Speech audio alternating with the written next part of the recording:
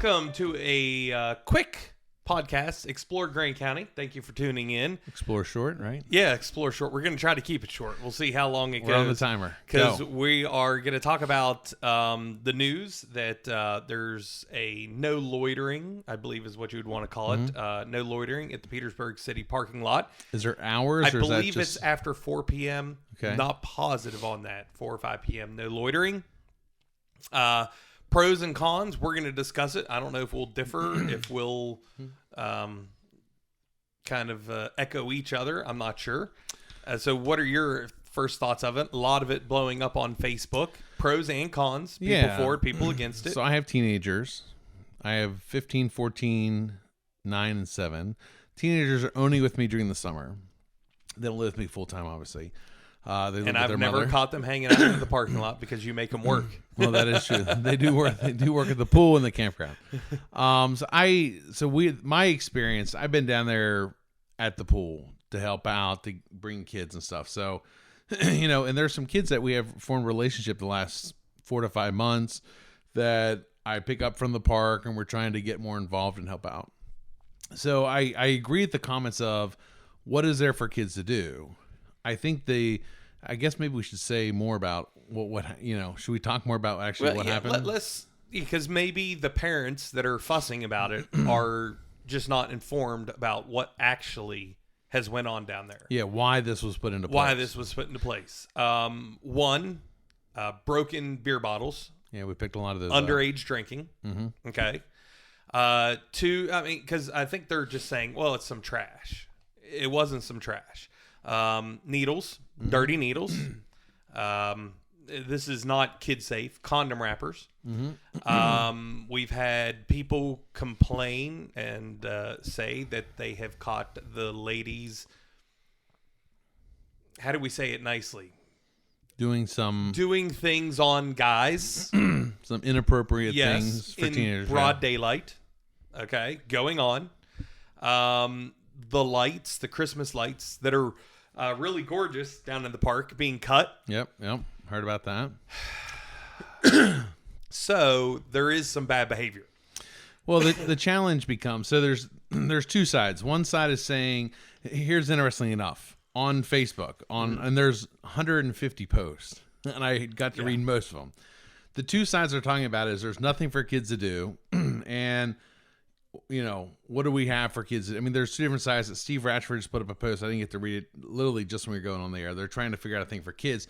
So the question becomes, number one, parents, and I mean this respectfully, I don't think the parents that have commented have any clue what their kids are doing there. No. Because they're like, our kids are just having fun. And then when and we cleaned up the parking lot New Year's Eve. My 8-year-old daughter said, Dad, this is ridiculous. My 8-year-old daughter. The kids Thomas showed me like 20 beer bottle caps. And listen, I don't know if that's adults or if that's kids. No, it's where the kids hang out. I don't know who it is, so I'm not going to blame anybody until we know for sure. But you sit here and you see what a mess the place was down there. And so there's definitely an issue where the parents are not aware of what their kids are doing at the park, and they think it's just the kids going to hang out. And the people that say, not my kid, I guarantee it's their kid. Well, yeah. and that's nothing new, right? Yeah. Now, the thing is, if the question is, because I'm always about a solution. I can sit here and point a finger of this is a problem. Yeah. What's the solution? So does any business in Petersburg want to open up their parking lot for the kids to come to? And I think that's what they should do. And so I'm going to tell you, as a business person that has lawyers and all that stuff, I know that's going to be a no. Yeah. I'm going to guarantee you. My thing is put your money where your mouth is. I understand. Some of the people that are commenting have businesses. Open them up. But they're not going to do that because I'm guaranteeing you, they're not going to do that. Well, then what's the suggestion? So we have to find out what the suggestion is. Here's my thing. Those same people that are complaining there's nothing for kids to do, did you bring your teenagers down to Rockin' New Year's Eve where they could have heard great music, taken them on horse-drawn sled rides, win money? Where were you? So the issue becomes, in Mitch Webster, we're talking about it. They taxed the residents of Grant County, fortunately a minority, extra money to open up all the sporting events for free. Are the kids at those events? There should be every student in school should be there for free. So maybe they are. You know better than I do because you're at the games. There's a small student section. So and this is where my head goes. Is it that kids need stuff to do, or do kids want unsupervised stuff to do? They want unsupervised things. So that's what my thoughts are. So during the second year of COVID, I held a prom for the kids. 5 kids showed up. Gotcha. We're at the pool. Okay. Where I told them we provided free pictures, free food, free swimming. I DJ'd the event. Don't tell me there's nothing for kids to do around here. So there may not be as much, but the thing is, my guess is having kids, they would rather unsupervised time away from dad. That's what it is. Especially my non-teenager, my 9-year-old son. I saw him down at the New Year's Eve event with another young boy, and they decided like to throw stuff in the bins, in the barrels. So he was like going around like throwing in wood. I'm like, come here, So it's what is it? It's parents not raising kids properly. Well, I mean, because kids are going to act up. Kids are kids. What do you do to stop it? Kids are kids, and if we allow kids to learn on their own, we're going to have a disaster. Obviously, our job is to help guide them, and it's not easy, as you know. But so I think Steve Ratchford said he was going to plan a dance. Yeah, a dance and some other. So he's trying to give a solution, which I appreciate. I will tell you another thing. 4 or 5 years ago, I did a Halloween dance, free, giving away $500 gift card, a $500 gift card, free food, free dance. Come dressed up as, however you want to do, whatever your favorite Marvel, I don't know, however you teenagers want to dress up. Not a single person showed up. Maybe. It wasn't on Halloween night. It was on a Saturday. Maybe it's you. Maybe it could be. Maybe people are showing up because it's you. Well, it's because they know I'm going to make them listen. Well, listen. In anything we can do, Steve, to help, let us know. I mean, like I said, I'm a firm believer in a solution, and I think that the solution is that the kids just want unsupervised time, and we've been setting up at the church a activity room for the kids. They've been helping me tell me what to buy, game systems, right? We're gonna. The challenge becomes, if it's not going to be a 24/7 room, there has to be adult supervision for any of this stuff. Yeah. And so that's the key. And what I found is, hey, listen, we love to come and have a free dinner on you, but we're going to go do our own thing after, and they're teenagers. And my teenagers don't want to spend all the time with dad. I get that. So that's my assumption as well about the other kids. So it's a matter of what do we do, what do we offer, and let's go back and see. I'm one of these. I'm going to poke holes into people's nonsense. We had a place. I don't remember how long ago it was, but it was in the old Halderman's building. Yeah. Putt golf, cool basketball, video games, shooting, the video. Wasn't there? Really there cool. Was golf? Wasn't there? Simulator? Yeah. Well, I don't know if there was a golf simulator. They had miniature golf in it too. I think there was a golf simulator. I think they maybe had archery, everything. They went out of business because people didn't come. The kids didn't come. I really get tired of this. There's nothing to do.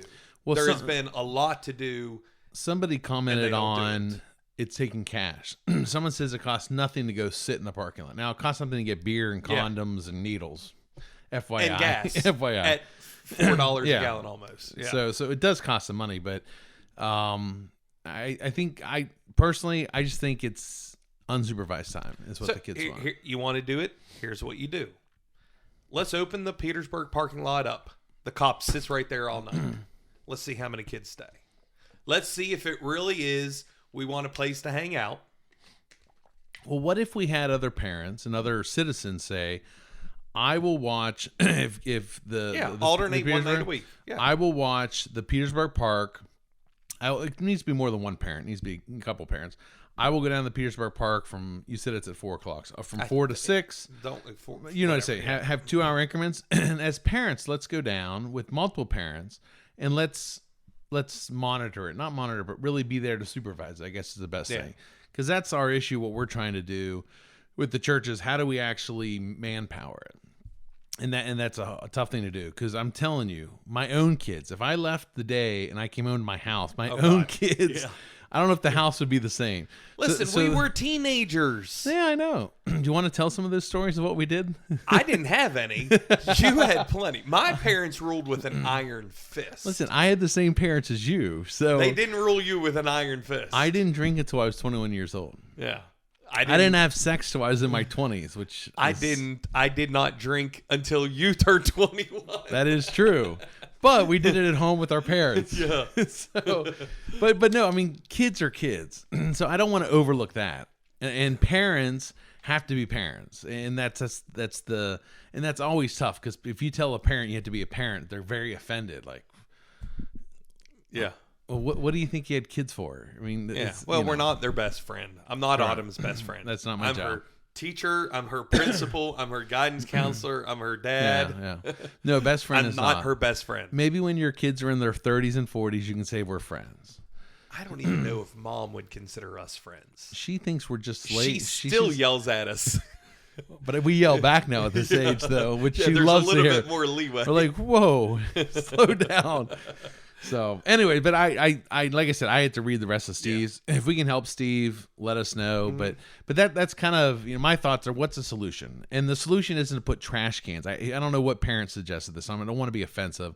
If your kids don't know you don't dump trash in the parking lot, then that's the beginning of, we have a parenting issue. Yeah. If there's no trash can down there, because there's not a trash can in front of your house. Should I empty my car out in front of your house, or should I empty? There's no trash can, you don't dump that. And so that makes me scratch my head when I saw it. I was like, oh, Jesus. Yeah, but the problem was that, for people that don't know, there were trash cans down there. Yes.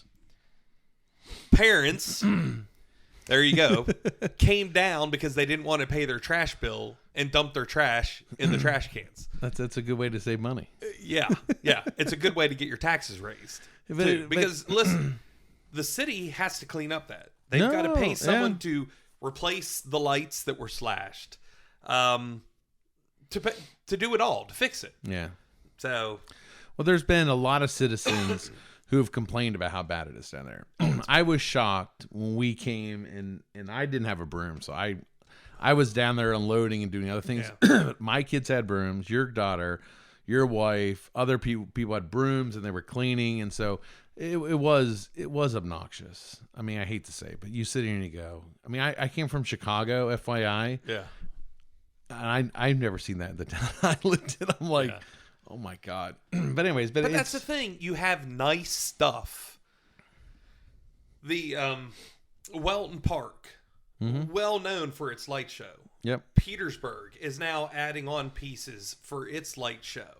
To have people rudely cut them. I mean, well, and the problem is and someone commented and said, well, one kid. I'm sorry, but if one person goes and ruins it, you ruin for everybody. I'm sorry. But that one kid more than likely did not do it by themselves. There were probably 6 other teenagers standing right there. Or maybe even helping at the same time. But, I mean, but it does. Yeah. If there's a handful, they do ruin for everybody. I mean, unfortunately, that's the rule of thumb. There's costs and all that. The city has to replace the joyrider that went around in a stolen truck and trailer that trashed a whole bunch of stuff. The city has to fix all that stuff. So, when you mess something up, there's a cost involved in it. There's responsibility. I mean, that's what it comes down to.